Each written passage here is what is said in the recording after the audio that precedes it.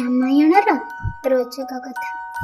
ଏଭଳି ଗୋଟିଏ ହିନ୍ଦୁ ମନ୍ଦିର ଯେଉଁଠି ହନୁମାନ ପୂଜା ପାଇଥାନ୍ତି ମା ଦେବୀଙ୍କ ରୂପରେ।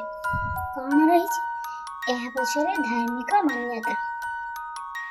ବଜରଙ୍ଗବାଲି ହିନ୍ଦୁ ଧର୍ମର ଏଭଳି ଦେବତା ଯାହାଙ୍କୁ ବଳ, ବୁଦ୍ଧି ଏବଂ ବିଦ୍ୟାର ଦେବତା ବୋଲି କୁହାଯାଇଥାଏ, ଯିଏକି ଆଜୀବନ ବ୍ରହ୍ମଚାରୀ ରହିଥିଲେ। ତେଣୁ ମହିଳାମାନଙ୍କୁ ତାଙ୍କୁ ପିତା, ଭାଇ, ପୁତ୍ର ଏବଂ ରକ୍ଷକ ଭାବରେ ପୂଜା କରିଥାନ୍ତି। ଯେଉଁଠି ହନୁମାନ ବ୍ରହ୍ମଚାରୀ ଭାବରେ ବର୍ଜ୍ୟମାନ ସେହି ଭାରତର ଅଯୋଧ୍ୟା ନଗରୀରେ ଗୋଟିଏ ଏଭଳି ମନ୍ଦିର ରହିଛି ଯେଉଁଠି ହନୁମାନଙ୍କୁ ଦେବୀଙ୍କ ରୂପରେ ପୂଜା କରାଯାଏ।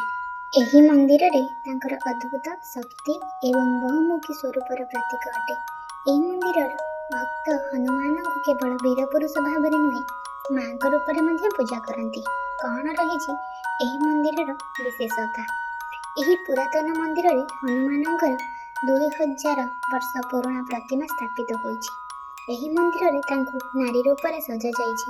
ନିୟମିତ ହନୁମାନଙ୍କୁ ଶାଢ଼ୀ ପିନ୍ଧାଯାଇ ତାଙ୍କର ଶୃଙ୍ଗାର କରାଯାଇଥାଏ। ଭକ୍ତମାନେ ତାଙ୍କୁ ମା ମାନି ତାଙ୍କର ପୂଜା ଅର୍ଚ୍ଚନା କରନ୍ତି। କୁହାଯାଏ ଯେ ଏହି ମନ୍ଦିରର ସ୍ଥାପନା ରାଜା ବିକ୍ରମାଦିତ୍ୟ କରିଥିଲେ।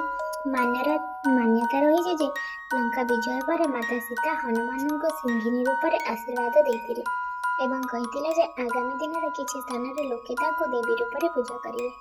ଏହାର ଆଶୀର୍ବାଦ ସ୍ୱରୂପ ଅଯୋଧ୍ୟାରେ ଏହି ମନ୍ଦିରରେ ହନୁମାନଙ୍କୁ ଦେବୀ ରୂପରେ ପୂଜା କରାଯାଏ।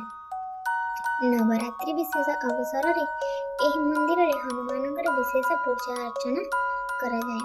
ଦେବୀ ରୂପରେ ପୌରାଣିକ କଥା ଏହି ମନ୍ଦିରର ମାନ୍ୟତା ରହିଛି ଯେ ଅହିରାବଣ ବଧ କଥା ସହିତ ଜଡ଼ିତ।